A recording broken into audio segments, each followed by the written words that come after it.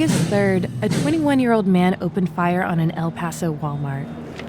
22 people died. According to police, minutes before, the shooter posted a manifesto on 8chan that said he did it to protect white people. He was the third mass shooter connected to 8chan this year. Once an obscure website, 8chan evolved into a place where people celebrate mass shooters in real time. But if you want to understand how that evolution happened, you have to go back to how it started. In 2003, a teenager named Christopher Poole created an image board he called 4chan. It started as a place to talk about anime, but became infamous as the dark heart of the internet. A place to find weird porn, graphic violence, the darkest jokes. 10 years later, another teenager, Fredrick Brennan, created 8chan. It was like 4chan, but allowed things even 4chan banned. You've probably heard of 4chan and 8chan in the news, as places where internet Nazis thrive and mass shooters post their manifestos.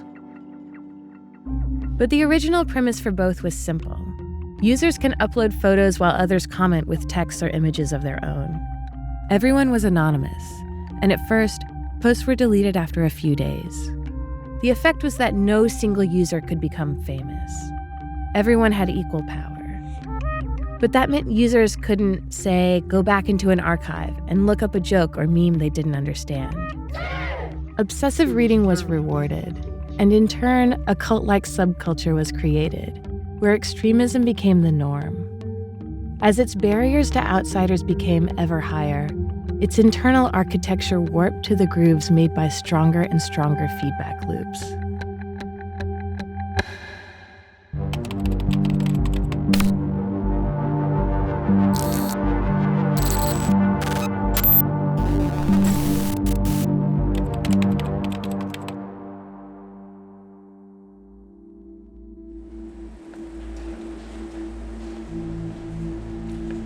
It has always been really hard for me to be disabled, you know. One of my very vibrant memories is when I was 6 years old. I found a photo of myself, right? And it was taken in such a way that, like, I was imagining that, like, I could walk in the photo.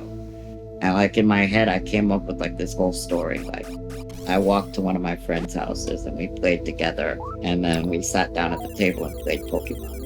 I ran up the stairs to his room. I just had this really vibrant imagination of what it would be like if I could walk. And eventually I was like daydreaming for like 10 minutes. And then I'm looking at the photo the whole time I'm daydreaming, and suddenly it just cuts short and I just see, you know, the photo again of what it really is and what it really always is going to be. And I cried for like hours for that, and my parents didn't understand. Oh, man. Can you explain your disability? Sure. My disability is called osteogenesis imperfecta. The bone condition, basically, there's like the little collagen molecule is not formed right. Mm-hmm. So when it tries to make the bones, it doesn't make them straight. It makes them curved. And not only that, it makes them weaker. You can think of it as like they're just made out of glass. That's how they explain it in the media. Did you have many relatives with the condition? No, my mom's the only one. Really? Yeah. Huh. They call it a de novo mutation. So, you know, as I grew older, I just decided that maybe I should just use my wheelchair all the time and stop laying around on the floor because I get hurt too much. And that was hard to decide as a kid, but I kind of had to do it because, like, I was, like, ruining my life. Is that when you started doing more, like, socializing online? Well, you know, my online history is not really related to my physical history.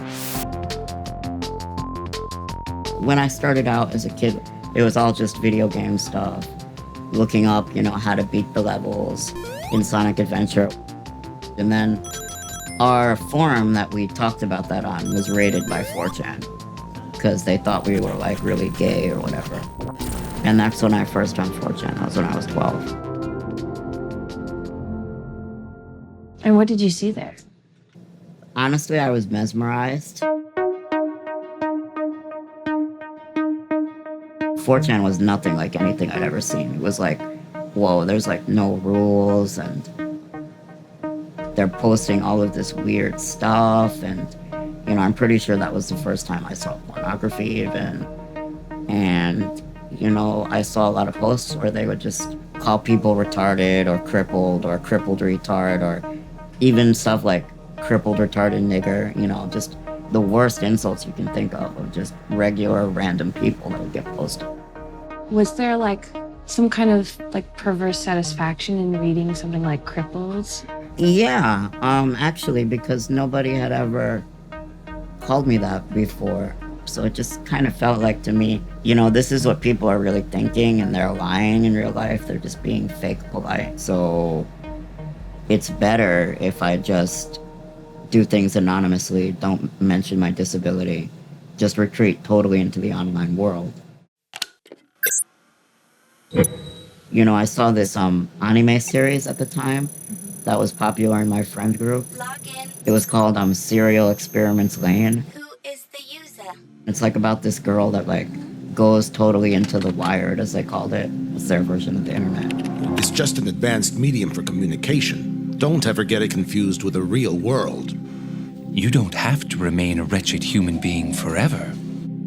So from that point, when I started using 4chan heavily, my whole life became about the internet, and my real life stopped mattering to me.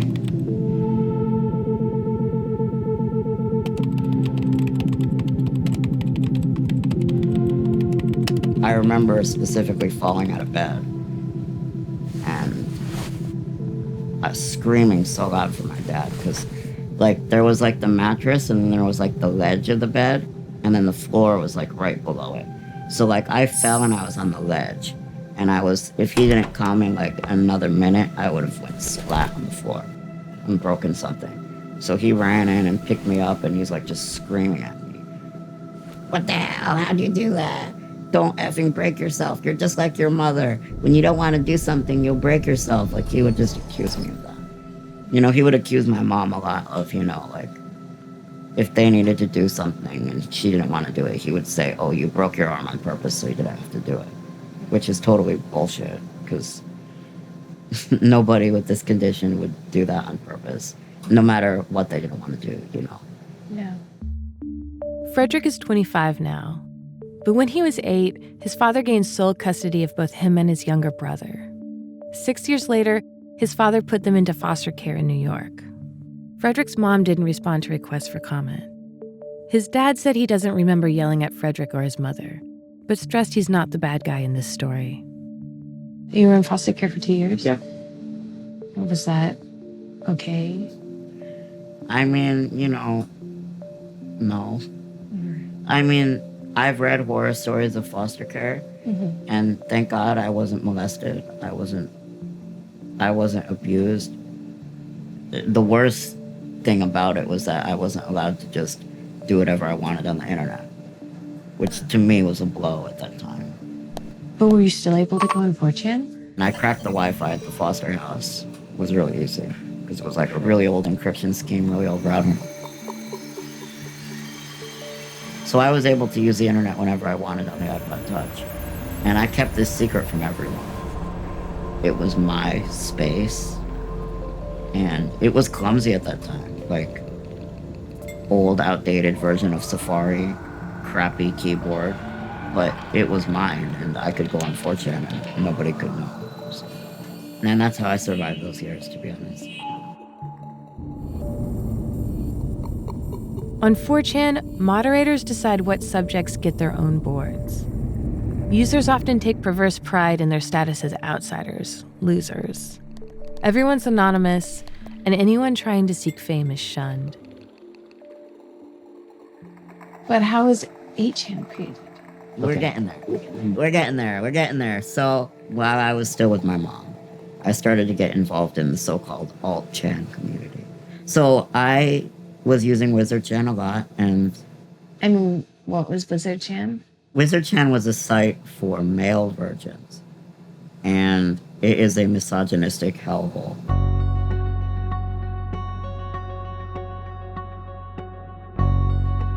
It is the worst place a man can go for his psychology.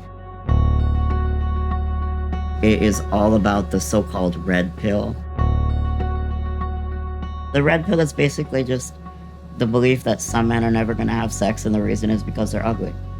And you can't change it. There's nothing you can do to escape. Like, if you are in the bottom 30%, you can't do anything. Your face has doomed you. Like, even exercising, eating right, getting a good job, no, none of that's going to help. Because all that women care about, according to the red pill, is looks, money, and status. The LMS. It's like a whole, like, theology here. Like, I believed in all that. Especially in my case, I saw myself as a zero. Like, I'm never gonna have anyone with me. So, you know, and it wasn't public to everybody that, like, what I looked like, but it was public to everyone that, at least in the identity that I used to become Wizard Chan's admin, that I was severely disabled. Because that helped them trust me that I was never going to lose my wizard status. And why was that so important to them that you were a fellow permanent wizard? I guess they feel like they don't want to be ruled by someone who's not one of them. If this airs, by the way, I'm going to get a lot of angry red pill people, but I don't care. So they call them incels now, too. I've interviewed. It's basically one and the same, you know, the incels and the red pill. So,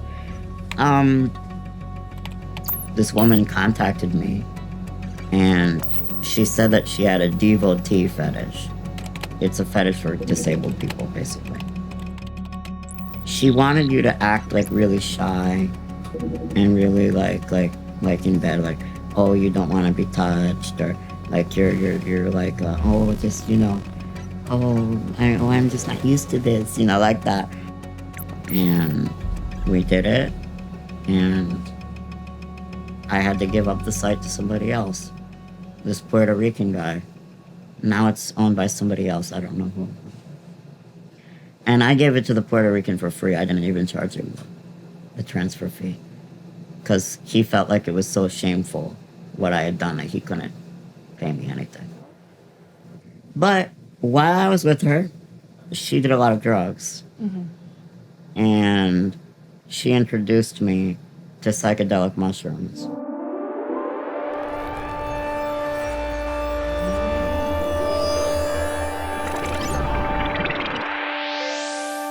And at first I didn't want to do it, but she convinced me to. She corrupted me in every way she could find.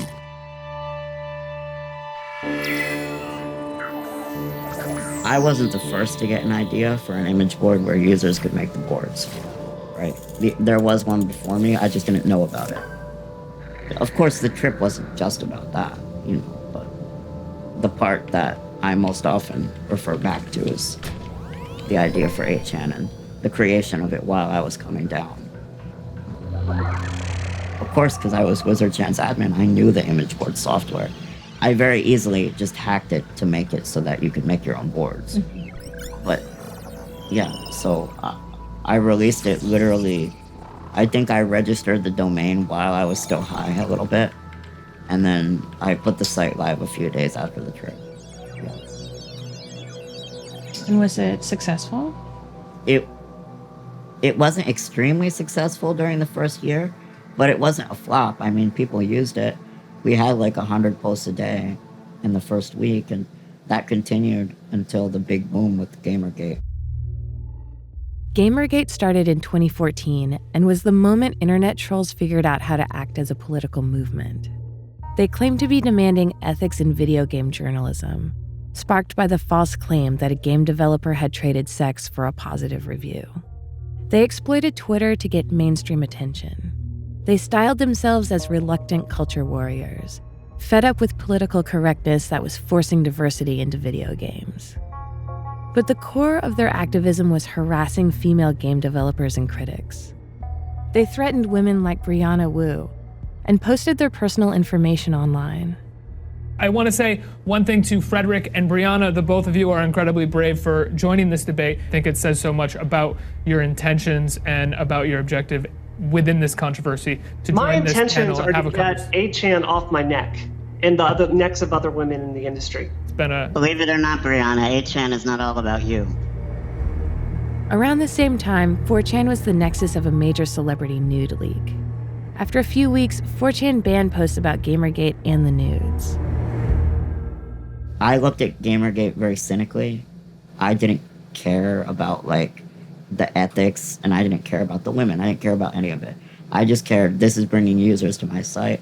I support. Why did it bring users to your site? So, when it was banned from 4chan, they wandered in the desert. You know that little meme with, like, the Gamergate woman in the purple and the green, and she's leading all of the anonymous, like, away from 4chan. But for me, there was so much to gain. Like a 10x jump in my users, more. 100x. If I say no to this, I might never get an opportunity to grow my site again. Fredrick ran with it. He presented 8chan as the only truly free public forum. He defended a user's right to post cartoon child porn. He wrote an essay advocating eugenics for a neo-Nazi website, saying people with genetic diseases like his should be paid to be sterilized. And he did nothing to stop trolls from using his site to harass women. When I was admin and in the years following, okay, I had made a promise to users that we won't delete anything that's not illegal to try to attract users, right? Yeah. To try to become basically the butthole of the internet. Like, we have no standards other than the law. Literally, that was the point. So, you have to be a free speech absolutist if you want to be 8chan's admin, because if you're anything else, you're going to get burned at the stake. And all the users are going to be like, wow, this is awful, we need to go elsewhere. So... At the time, did you ever, like, was there a gap between what you said publicly and what you felt privately? Yeah, sometimes. The idea that Australia is an authoritarian hellhole, like, I'm not dumb enough to believe that. Australia is one of the freest countries in the world. So yeah, of course. But at the same time, I had to play it up for the users that if there were any free speech restrictions, then it's an authoritarian hellhole. Yeah. You know? A very simplistic view of how things worked, but 8chan users loved it. Here's a thread about a 9/11 conspiracy theory. Here's a thread about Mel Gibson's so-called gassing kikes. That means killing Jews. What? Oh, here's a thread asking people to troll these accounts, which are mainstream media accounts. And it looks like they're writing a hentai about Anne Frank. Yeah, I try not to look at this because it's not good for my sanity. Thank God I don't run this site anymore. Thank you, Lord Jesus.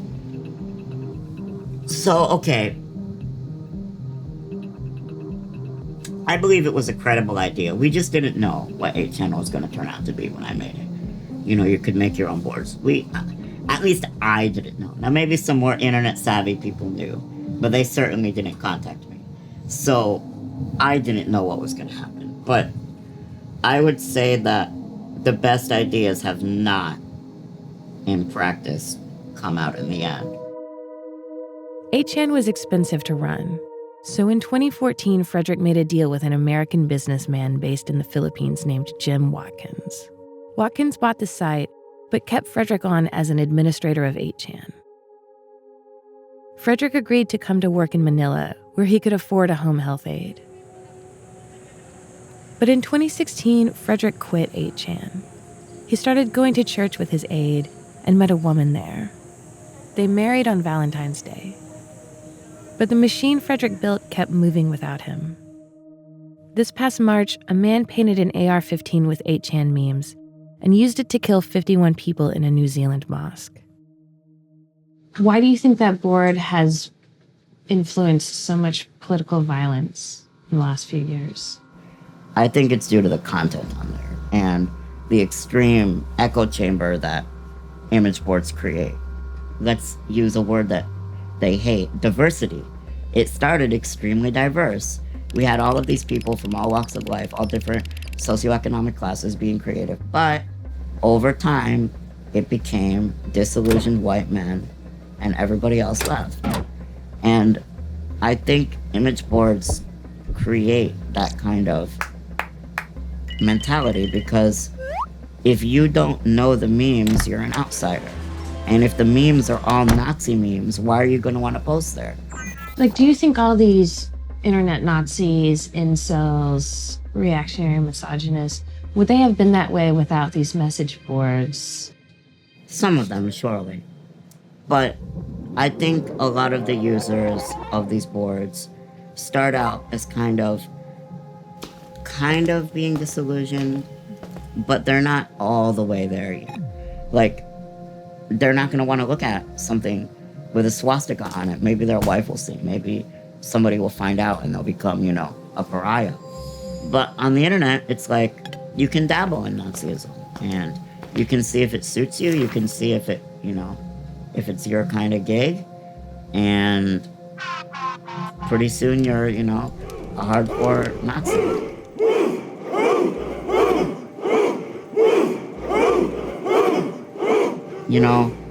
I kind of feel like those marches are not really playing to the people in Charlottesville, but to the people on Twitter and the internet at large.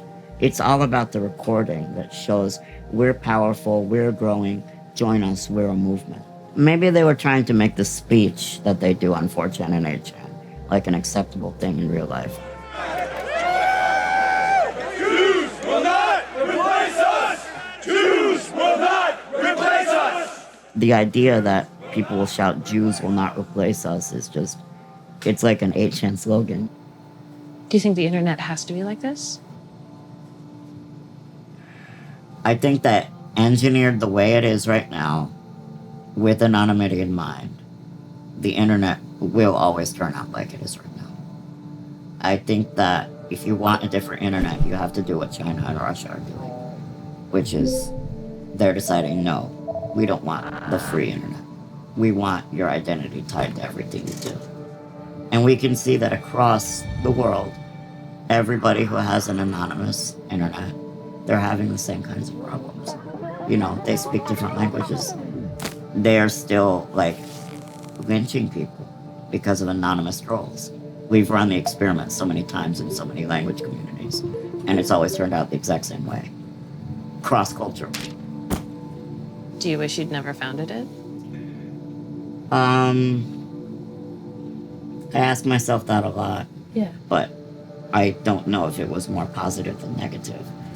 I mean, if I could see the future like some kind of clairvoyant, and I knew that I would end up where I am today, married, I have my own place, I'm doing well, maybe I would say, yes, okay, I'll make it, but that sounds kind of selfish, knowing what it has become and what it has, what people have used it for.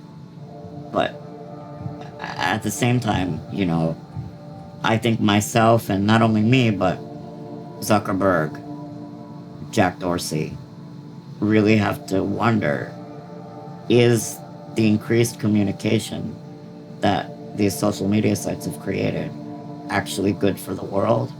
Or is it just causing people to believe things that really aren't true, or to gravitate towards extreme ideologies? Yeah.